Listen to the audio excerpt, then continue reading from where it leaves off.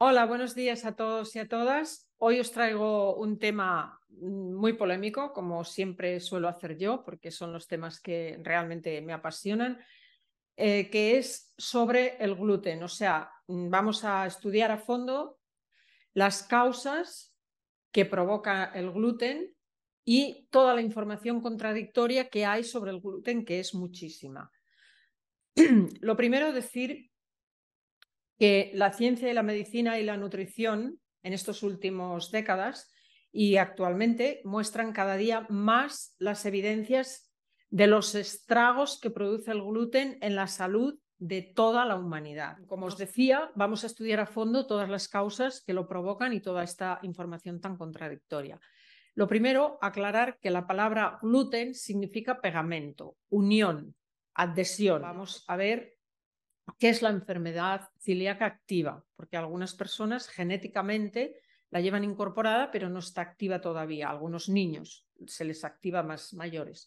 Pero cuando hablamos de la enfermedad ya la decimos celíaca activa, que ya está, digamos, activada. Esta enfermedad suele ser hereditaria, tiene alteraciones genéticas, muchas, del tipo autoinmune, que provoca muchísima inflamación y daño tisular en todo lo que es la pared, la cubierta del intestino delgado, y mucha inflamación de la mucosa gástrica, lo que genera en la mayoría de personas, bueno, sobre todo en la enfermedad celíaca, genera mucho dolor estomacal o intestinal, porque está al final del estómago, al principio del intestino, muchísimas flatulencias, diarrea permanente. El gluten produce diarrea en las personas celíacas, y también muchos picores en la piel, mucho sarpullido y muchas enfermedades de la piel.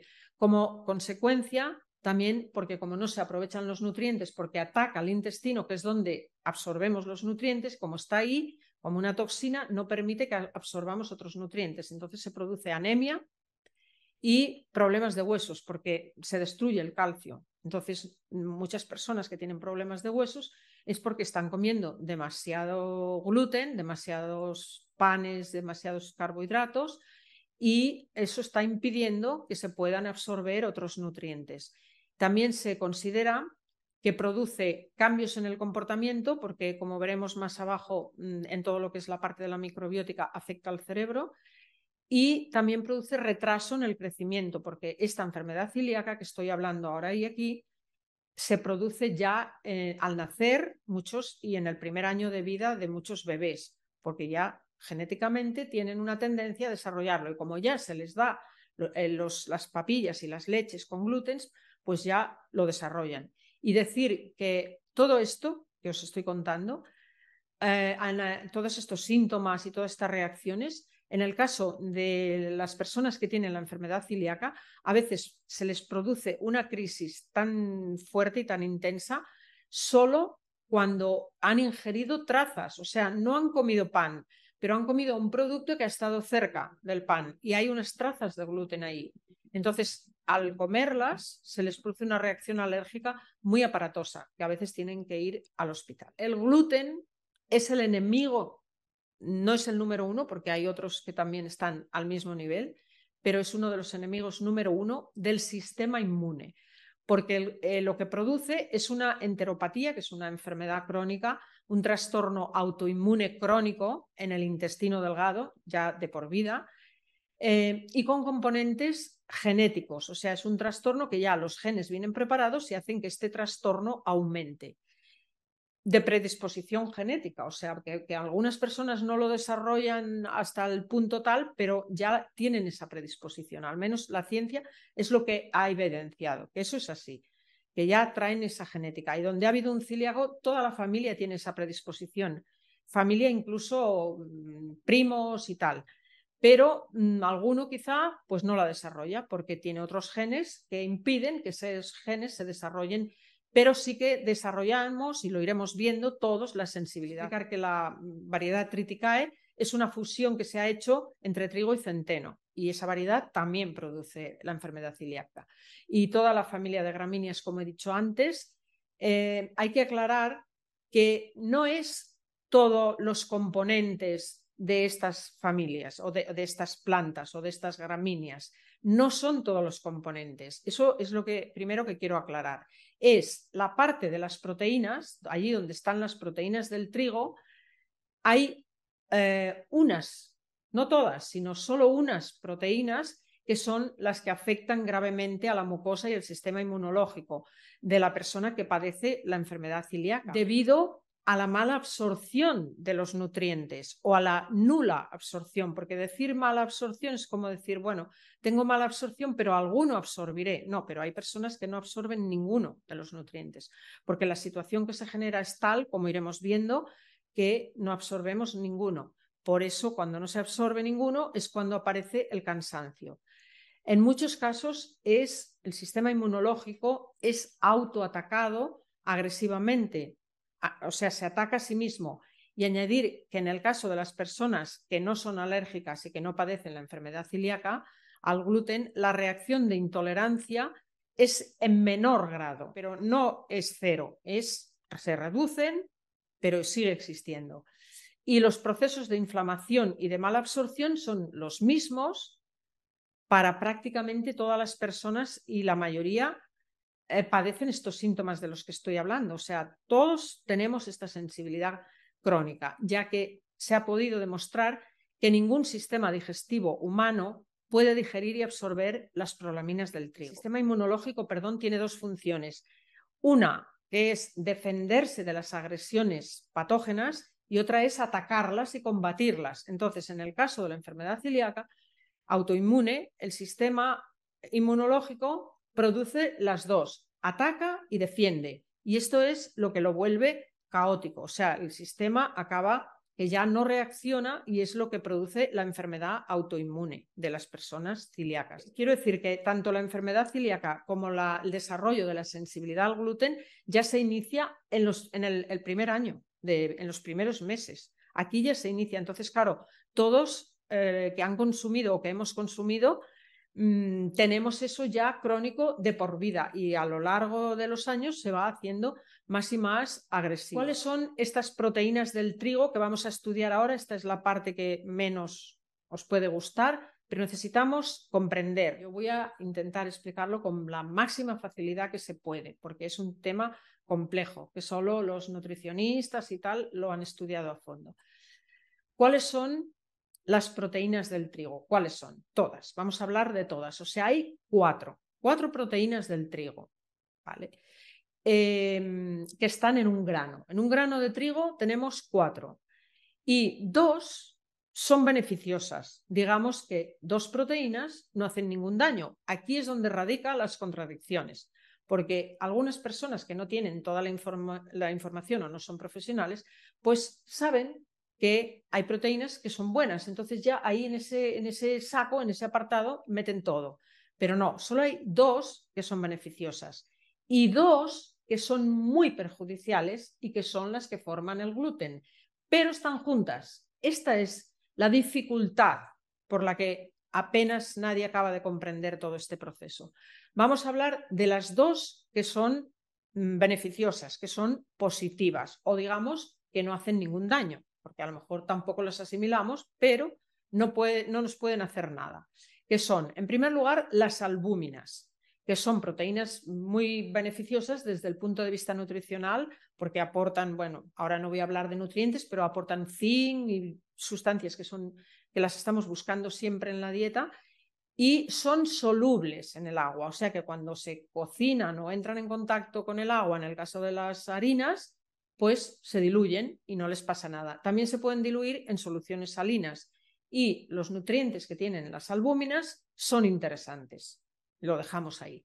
Y luego están sus hermanas, que son las globulinas, o sea, tenemos albúminas y globulinas, que son también potencialmente proteínas beneficiosas, también solubles en soluciones salinas y todo igual que las anteriores. Estas 2, albúminas y globulinas, las voy nombrando para que la información la vayamos reteniendo sin necesidad de esforzarnos excesivamente. Son positivas, ¿vale? Y cuando nos dicen que el trigo no es malo, es porque hablan de estas 2. Pero luego tenemos las 2 negativas, que se les llama prolaminas, para referirnos a ellas, porque son excesivamente ricas, ahora lo veremos, en el aminoácido prolina. Por eso se llaman prolaminas. Entonces, las prolaminas son grupos de proteínas de almacenamiento que tienen muchos residuos de este aminoácido no esencial, porque ni siquiera es un aminoácido esencial, porque si fuera esencial podríamos tener la excusa de que estamos comiendo porque ahí hay un aminoácido esencial, ¿no? Pero es un aminoácido que el cuerpo lo fabrica por otros medios. Pero vamos a hablar de él. Este aminoácido se llama prolina y hay otro aminoácido que es la glutamina, que también estos dos están en exceso en estas prolaminas. Por eso se llaman prolaminas, porque tienen estos dos aminoácidos en exceso.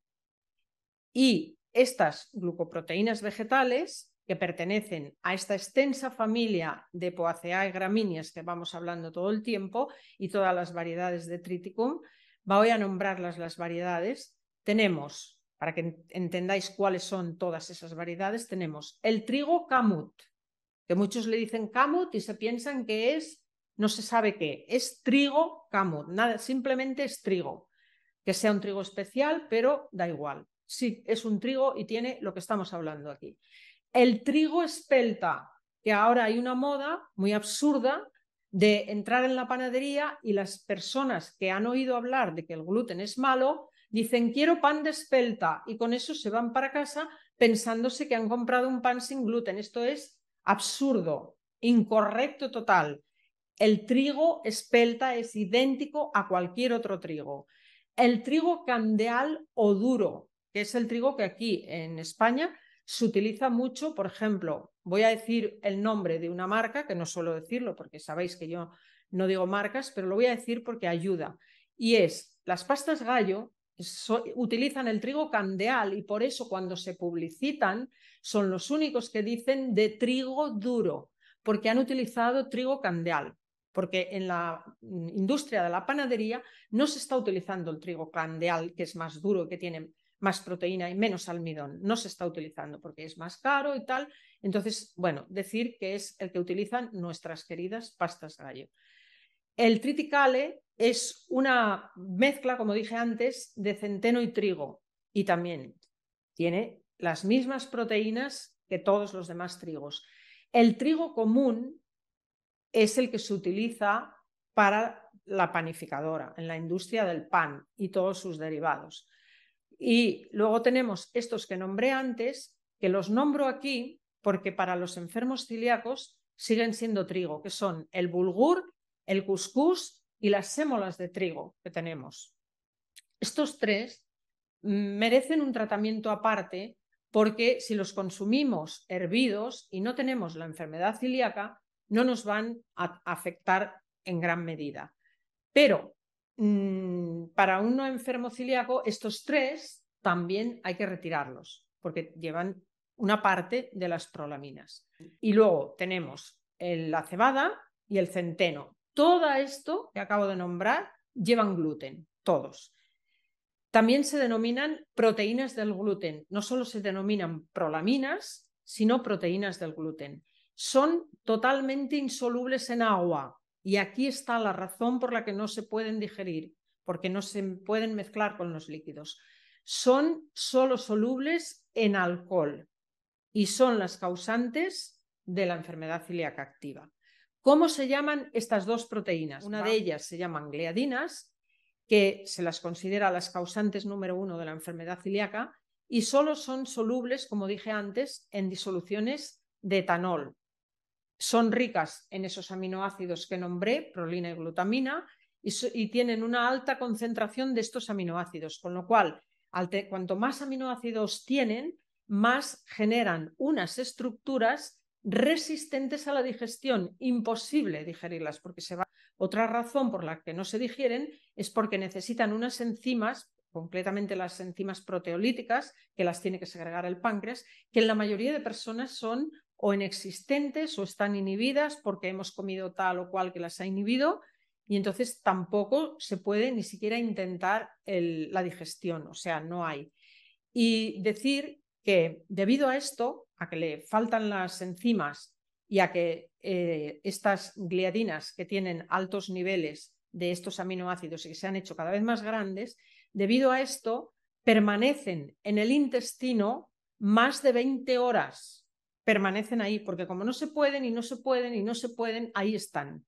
Claro, el intestino está reconociendo algo que no lo puede digerir y está haciendo los esfuerzos por digerirlo, pero no puede. Entonces, esta es la causa por la que generan una enorme toxicidad y se vuelven tan sumamente tóxicos, porque cada tiempo que permanecen en el intestino, cada tiempo que se le añade, la toxicidad va en aumento y la sensibilidad intestinal no celíaca también. O sea, el intestino cada vez se va volviendo más enfermo y más permeable y va generando más incompatibilidades y las predisposiciones a que a la larga tengamos la reacción alérgica celíaca. Las glutelinas son sus hermanas gemelas, prácticamente son lo mismo, también son prolaminas insolubles que se pueden diluir solo en algunas soluciones o ácidos diluidos alcalis, que son muy corrosivos. ¿Qué son los ácidos diluidos? Son alcalis, son ácidos que suben el pH hacia el alcalino terriblemente. Entonces, por eso es que son tan corrosivos y afectan a la piel.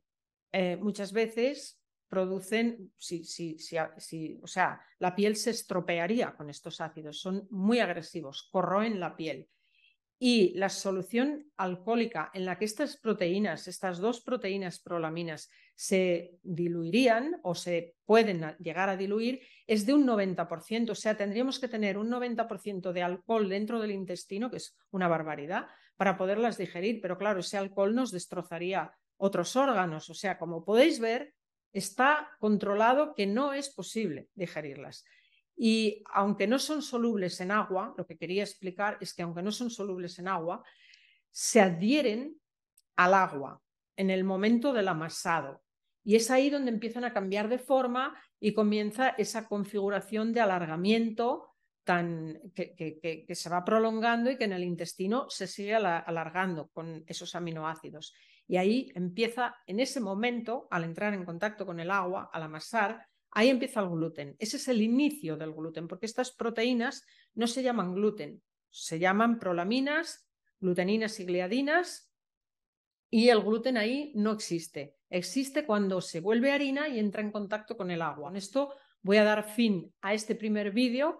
He distribuido la información porque es como un poco pesada en 3 bloques, en 3 vídeos, para que sea más ligera y más fácil de procesar y de escuchar y todo eso. O sea que nos vemos en el próximo vídeo.